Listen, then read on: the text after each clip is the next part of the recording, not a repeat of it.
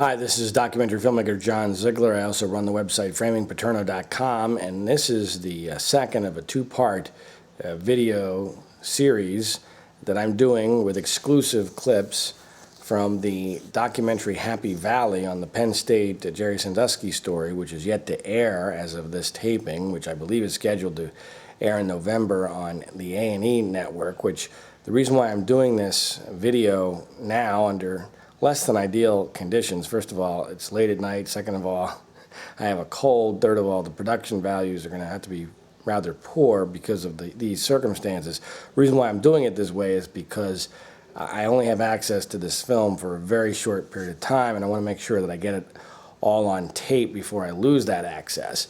Now, the other part that I did on this film was focused on Scott Paterno and on the McQueary episode. This is going to be more focused on Matt Sandusky and his attorney Andrew Shubin, who are really the stars of this Happy Valley film. And it's really quite amazing to me that Scott Paterno, Sue Paterno, and Jay Paterno would allow themselves to be used as a vehicle for Matt Sandusky, who is a dreadful human being and the most obvious liar in the entire case, and who indirectly did great damage to Joe Paterno and the Paterno legacy, not to mention the truth of this matter, which Joe Paterno said he wanted. But that's the bizarro nature of this case, and the notion that Scott Paterno has actually praised Matt Sandusky while condemning me publicly says everything about this bizarro world case you could possibly imagine. But let me give you a couple tidbits on this movie real quick. I go into greater detail in this in the other part of the video, but just to review, this film, Happy Valley, is a film that I actually interviewed to direct. It was clear that wasn't going to work because I was way too pro-Paterno, anti-media. The executive producer, Jonathan Koch, is a guy who has a lot of conflicts of interest on this particular subject matter, which I get into in the other video. And I had extensive interaction with this film. I was told I was going to be interviewed for it. That never happened. They wanted my Sandusky prison interview.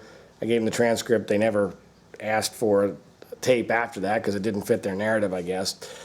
And I have told them flat out in recent months, numerous times, as soon as I found out that Matt Sandusky was the star, I said, guys, I can't believe, and I met with the executive producer for like 3 hours in 2 different meetings.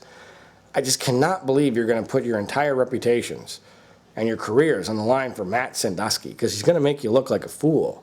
Nobody in State College believes him. They all know he's a scumbag, even before this case.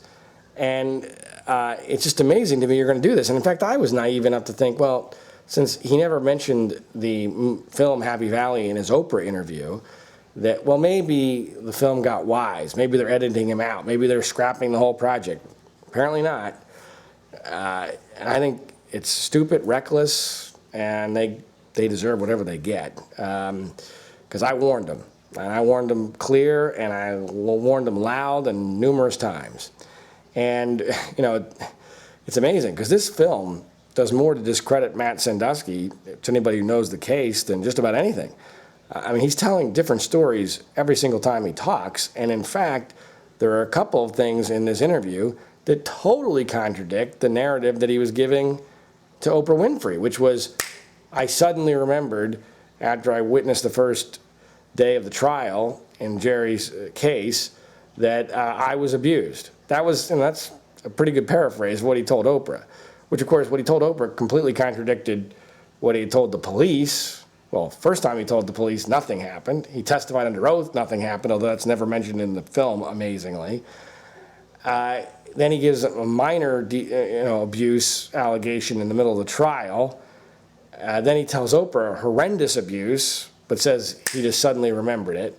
Well, now, this interview for the documentary, which is interesting, the interview was done before the Oprah interview, but we're just now seeing it publicly after the Oprah interview, tells a very different tale. There's no sudden remembering, because he acknowledges on a couple of occasions having lied previously. And if you lie about something, and you're being a coward, as he refers to himself, then you know, assuming this actually happened, which of course it didn't, but you know that you're lying. You know you're being a coward, which means you didn't just suddenly remember. I mean, there's a lot of contradictions here, because he keeps changing his story, and you only change your story and have contradictions if the story's not true. And it's obvious that Matt's story is not true. And Matt's been paid a lot of money for his story, which this documentary amazingly never mentions, and his lawyer has been paid probably even more money, which this documentary amazingly never mentions. I mean, how in the world do you have two stars of a documentary getting paid millions of dollars for what they have said in this case and done in this case, and that's never even mentioned is amazing to me. It's just mind-blowing. But this case is full of mind-blowing facts, and this movie is a real shame. It's a travesty because they blew it. They had all the right ingredients, but they baked the wrong cake. In fact, I could probably take these ingredients, these exact same ingredients in this film, mix and match them a little bit more, change the music, change the context, and tell you a really honest story about what really happened here. In fact, I believe if you showed this movie as is to somebody in a foreign country and you said, this is the story of a man named Jerry Sandusky who got railroaded by the media and a rush to judgment and by money-grubbing lawyers and some manipulated victims. If you told them that that was the story and you showed them this movie, they would go, oh, okay, that makes total sense. I mean, and a lot of my theories in this case are substantiated by this movie. Of course, the filmmakers are too ignorant to even understand that.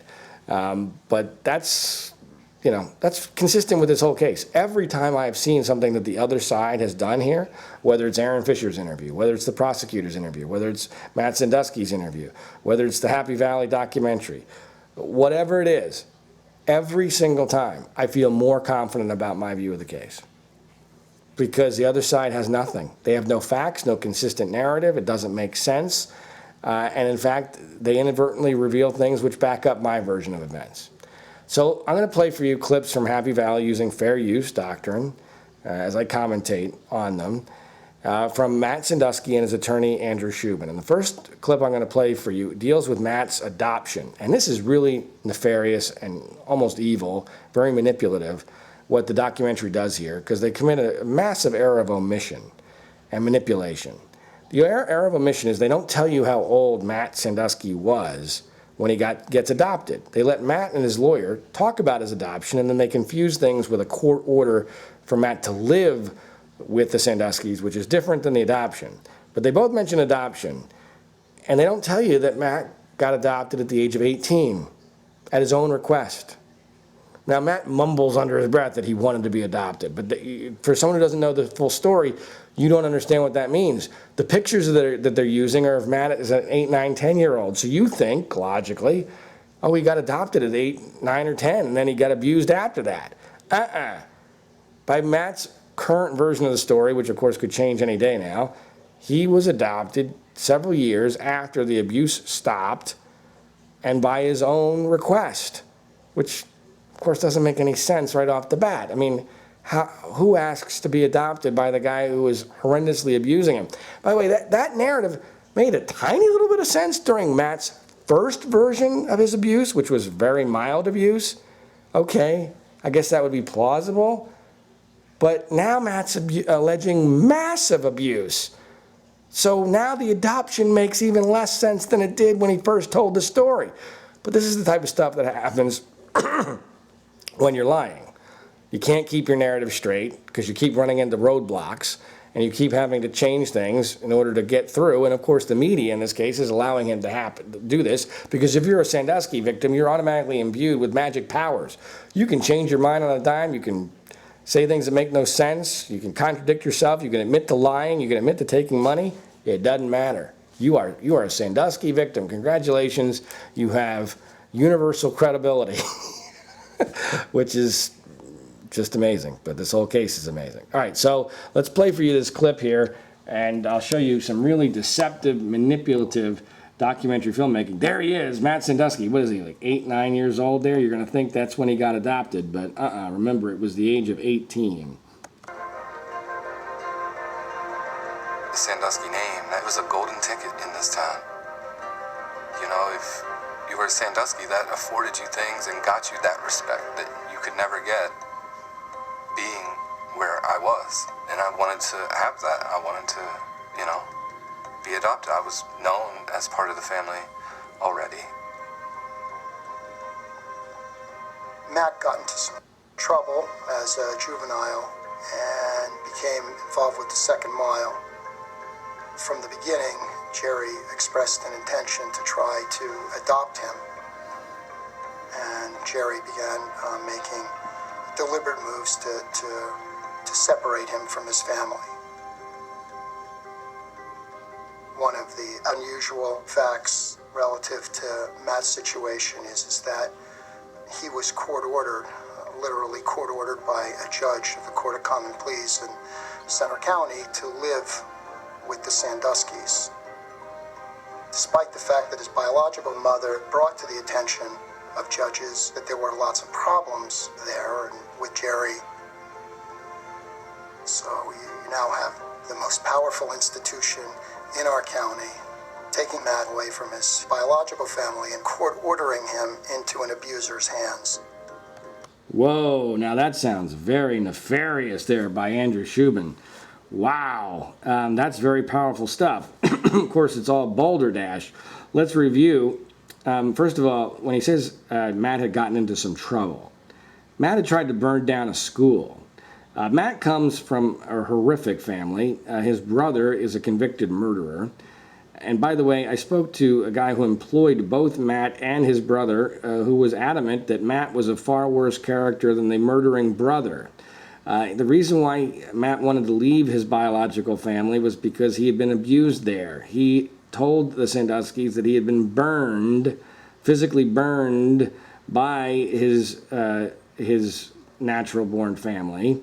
These were the dregs of humanity, and the notion that somehow Jerry was manipulating the court system, which I guess was part of this conspiracy Shubin is implying, which is absurd, in order to get Matt into a situation where he could abuse him is simply ridiculous. Those allegations by the loony natural mother of Matt Sandusky, or if you looked carefully, were very incredibly benign, had nothing to do with sexual abuse as implied.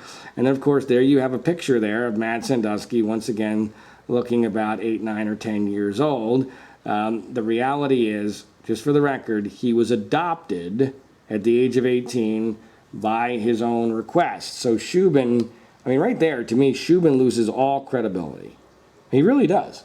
He loses all credibility right there. And Shubin is an incredibly important figure here. Shubin represents 9 of these victims. And most interestingly, he also represents victim number 2, the McQueary victim. Now, interestingly, very interestingly to me, the Mike McQueary victim is not mentioned in this film at all. It's not even alluded to. And of course, Shubin, you would think, if he produces Matt Sandusky for this film, why would he not also then produce Alan Myers, victim number 2? That would be a much bigger deal for the movie to get Alan Myers, the McQueary victim, than Matt Sandusky. What this tells me is that we now know for sure that Alan Myers is never going to do an interview where he says that he was abused by Jerry Sandusky. One, because he wasn't abused by Jerry Sandusky, as that's what he said on the day Joe Paterno was fired, and he's never said anything other than that. But 2, if he was ever going to do that interview, this would have been the film. His lawyer's in the film, his buddy Matt Sandusky's in the film, but he's not, and he's not even alluded to, and I think that's really important. But just as important, at least for the film Happy Valley, is this next clip where Matt acknowledges, in a very deceiving and devious way, and the filmmakers allow him to do this, acknowledges that he did lie about being abused by Jerry, saying that he was never abused by Jerry to the police. Of course, there's a massive omission here, and here's what that sounds like in the film. He believed that these kids were going to be proven to be lying, and it would all just go away. I think most times I would go over during the day. I was doing stuff around the house to help my adopted mother, Dottie. She was under a lot of duress. You better get up. Just being in that house with him alone, he was locked down. He couldn't do anything. He's right over there, you see. What's he looking at? The neighbors, they were not supporting him. They wanted them to leave, you know, because there's this elementary school right really in their backyard. The house was vandalized, like a couple windows got broke on like 2 different occasions or something. But was like the rallying, you know, it was us against everybody outside of that building. Us against all these people saying this, and it's a lie. I mean, the police questioned me. They asked me if Jerry Sandusky touched me, if he ever did these things to me, if I could ever think that he would do that, and I said no, absolutely, definitively. Nothing happened to me. I don't know anything about that, and I don't think that he would do those things. Now, right there, Matt Sandusky's telling the truth. Of course, he's omitting something incredibly important. He didn't just say that to the police. I guess this is his way of acknowledging that he had made a previous statement saying that he was not abused. And so that, I guess the film felt like they needed to acknowledge that. But he doesn't acknowledge that that happened under oath in a grand jury, where he said the exact same thing and wanted to hold a press conference afterwards, but was dissuaded from doing so by his attorney. He was so outraged by the grand jury that he wanted to hold a press conference decrying the entire thing. That's how passionate he was about it. And the reason is because he was never abused. So it's outrageous that this film allows Matt Sandusky to pretend that this was just about the police. But by the way, he doesn't say directly there, he does later, that he was lying, but he certainly implies that he was lying, which, of course, if he's lying, he knows he's lying, which means that what he told Oprah Winfrey is complete balderdash because he already knew he was abused, which, of course, he wasn't. Now, if you're confused at this point, you should be, because Matt Sandusky can't keep his story straight. By the way, one minor point there that Dottie wanted me to mention. He says that the neighbors all wanted everyone to leave and weren't supportive. That's not true. There was only one neighbor who has ever been very negative towards the Sanduskys and caused them a lot of heartache and grief, but it's not a majority of the neighbors at all. All right, now I want to go back to Andrew Shubin, because what Andrew Shubin says here is completely ridiculous and, once again, I believe destroys his credibility. It's not just outrageous, it destroys the credibility of Andrew Shubin as a person and as an important figure in this case, because he tries to make this football culture argument, which in an absolutely absurd fashion. Listen to what he says one of his victims, alleged victims, said in reaction to the Joe Paterno funeral. Absolutely unbelievable here. It was surreal. The town was lined with people 4 and 5 deep just to get a glimpse of a hearse that was driving around town, for hours. This victim, took it upon himself to see what that was like, and afterward he felt worried. These people adore Paterno. They'll never believe me.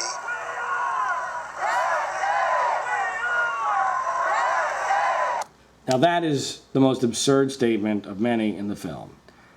First of all, the charges were not against Paterno, they were against Sandusky. Second of all, in the first week of the story, State College had Sandusky removed from the State College mural. Scott Paterno came out and said a prayer for the victims in the case. The entire State College community had a candlelight vigil on campus for the victims. There was a prayer said for the victims, absurdly so, just before the first football game. Joe Paterno was fired. Graham Spanier was fired. And all that in the first 6 days of the story. The notion that Penn State was not, or State College people were not going to believe a victim is ridiculous. In fact, they were far too believing of these victims, and that's why there was no due process and why Jerry Sandusky got railroaded. But, for Shubin to say that, he is either a complete liar or he's an insane person. I'm honestly not sure which, but he is a Pitt grad, so maybe people can make their own conclusions based upon that. And I think it's an important point that he's a Pitt grad. All right, now let's go to, which is not, of course, mentioned in the documentary. Let's go now to Matt Sandusky and his catharsis, his revelation that he ought to come forward and declare himself a victim in a way that I think is pretty clearly very contradictory to what he told Oprah Winfrey, because what he told Oprah Winfrey was he didn't realize that he had been abused, so how could he have been lying previously about it? I went day, which way am I going to go? Am I going to remain, the coward that I have been? Or am I going to risk everything and tell the truth? The major development. All right, now that last statement, am I going to risk everything and tell the truth, is just, ridiculous is not a strong enough word for that. He had nothing to risk at that point. Risk everything? What? Let's see what happened. You came forward as a victim, and you got paid millions of dollars. You got embraced by the news media. You became a star in a documentary film. You now have a foundation where you're speaking across the country. You're now a somebody when before you were a nobody, and you went from having your meal ticket, the Sandusky name, and Jerry Sandusky being taken away in the middle of the trial and being forever branded as the adopted son of the worst pedophile in American history, allegedly, to now somebody who's a hero. Gee, how did you risk everything? You didn't risk anything. You abandoned ship. But more importantly, if you were a coward, as you said, and a liar, then doesn't that contradict what you said to Oprah Winfrey? So were you lying then or are you lying now, Matt Sandusky? Were you lying to Oprah when you said you had no recollection of this and you suddenly remembered in the middle of the trial that you were a victim? Or were you a coward all that time and when you talked to police and in the grand jury and were afraid to come forward with abuse that you knew that you had endured? Well, the reason why you're lying and can't keep it straight is because you are telling a story. And that's what happens when people tell a story, if anyone is paying attention and has the knowledge to destroy the false narrative. But unfortunately, no one in the media does. And that's why I'm trying my best to do this. But of course, Matt wants you to know that this is a complicated story. This is not that easy to understand.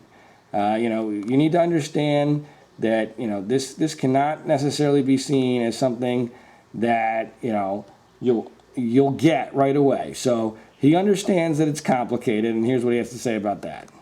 Former Penn State coach Jerry Sandusky has been sentenced to at least 30 years behind bars. The price for sexual... It's really complicated why I was part of that family's life and around him for so long after I had been abused.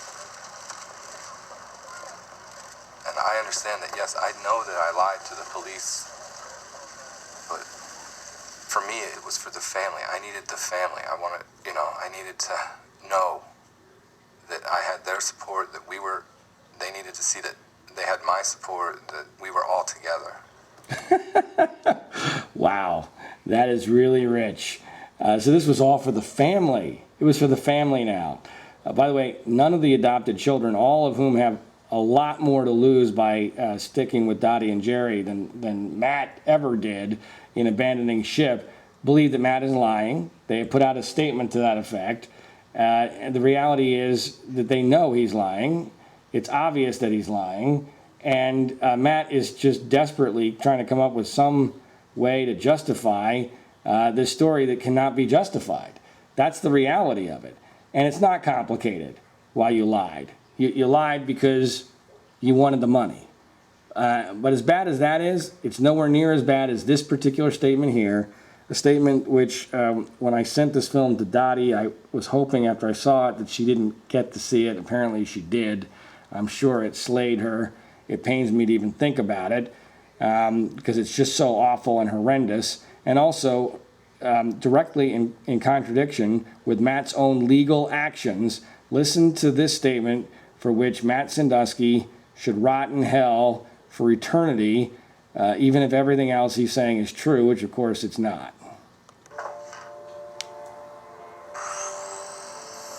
My children, they know. I explained it to them. The people you knew as your grandparents are not good people. They're people that you shouldn't want to be around. Your grandparents aren't good people. They're people, your grandparents, they're people you shouldn't want to be around. Well, first of all, that's clearly a shot at Dottie Sandusky because he knows Dottie's the only one with the ability and the inclination to potentially destroy him. So he's trying to kill Dottie Sandusky's credibility. So now Dottie's not a good person. But you know what the real proof of this is? You know who fought in court not once but twice for those children he just referenced, to see those grandparents he says were bad people after Jerry's arrest? That's right, Matt Sandusky did. Twice in court against his ex-wife, finally winning the right for those same grandchildren he just referenced to see these horrible people after Jerry was arrested. That's game, set, match for Matt Sandusky's credibility. It is a lie. It is a horrific statement to make under any circumstances. I can't believe Matt Sandusky can walk around State College without being spit on because of statements like that he has made. If there was any virtue in the world, he would not be able to live in State College because people would take it upon themselves to institute some sort of justice here. But unfortunately, we don't live in that world. Matt Sandusky is the most horrific person in this entire case, and it's not even close. Now, I want to finish with another statement from Andrew Shubin on this issue of the football culture, because that's really, as far as this film is concerned, the most ridiculous narrative of all and the most heinous narrative of all, because, I mean, there's just no sense to this whatsoever. And Shubin, again, a Pitt grad, is all over this, and it's a huge theme in this film, and here he is kind of putting the exclamation mark on it. When I think about the analogy, I think about nationalism, almost. You know, the way, people may feel about a country.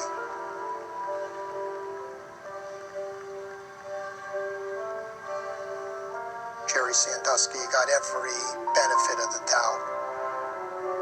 And I think in another place, in another city, or in another area where football didn't get the pass that it got here, I don't think that would have been done.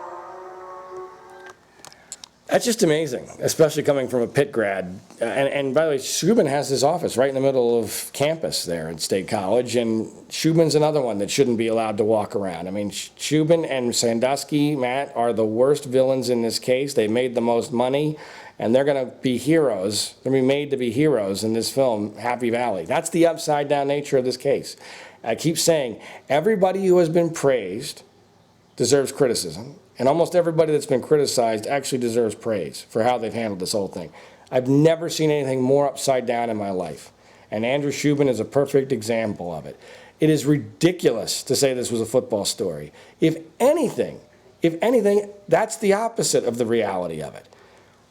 When Jerry Sandusky gets arrested based upon a grand jury presentment, not one person had publicly told their story or endured any cross-examination when that grand jury presentment came out. And yet State College immediately treated him as if he was a convicted, worse than a convicted murderer. Off the mural, candlelight vigil, fire Joe Paterno, fire Graham Spanier, prayers for the victims, prayers in front of a football game, which was ridiculous. That's all in 1 week. That's the football culture. Really? That's a joke. I mean, if that had happened after his conviction, that would have proven that there was no football culture problem here.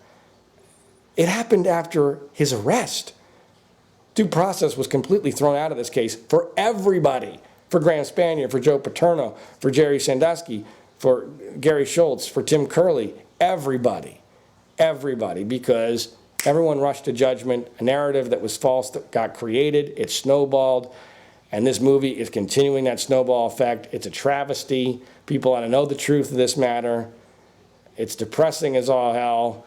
And once again, the only place you can find the real truth of this whole matter, the truth that Joe Paterno said on his deathbed that he wanted, believe it or not, in keeping with this whole bizarre case, is a little website called framingpaterno.com. I hope you'll continue to check with us for updates. My name is John Ziegler.